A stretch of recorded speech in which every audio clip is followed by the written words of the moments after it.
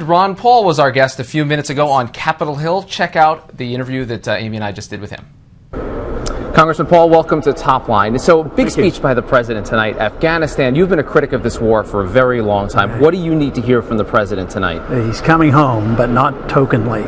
I don't want to hear that he's going to bring 5,000 troops home or 10,000 troops.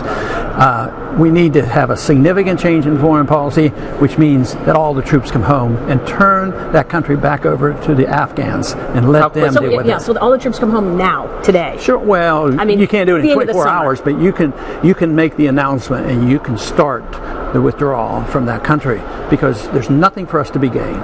Well, what about the criticism from some Republicans, including one of your opponents, Tim Pawlenty, saying he's worried that what the Republicans are doing when they make statements like this, they're drifting towards isolationism? Well, I think they don't know the definition of isolationism. Isolationism is something that the protectionists want. They want to close borders for people coming in, and they want to close trade.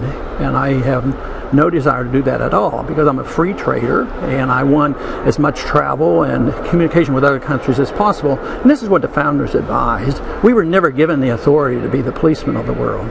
But if we pull out of Afghanistan, you're not concerned that the terrorists take over, that there's a greater terrorist threat? Sure, I'm concerned, but I think we'll have less danger to us if we don't occupy foreign countries, because that's the top motivation for the desire to come here and kill Americans. It's because we've invaded their land. They see us as wanting to take their natural resources, and that's what they get angry about. And we put military bases on their land. The best way to think about this is, what if another country did that to us? Every American would be together. If the Chinese did to us what we do to other countries, no American would say, oh, that's okay, they're nice people, maybe we can learn their culture and their religion. It would be insane. And yet we go and think that we are promoting the goodness of America. The only way you can promote and spread the goodness of America is to set a good example and do it through persuasion. All right, so we're also involved in places like Libya, we're still in Iraq, we're, Yemen, all these places. What is the Ron Paul doctrine then in dealing with what's clearly a threat from many of these countries? Well, it's a threat because we're there. So if we weren't there, though, over time we would have less threat and we would save the money because we can't afford it.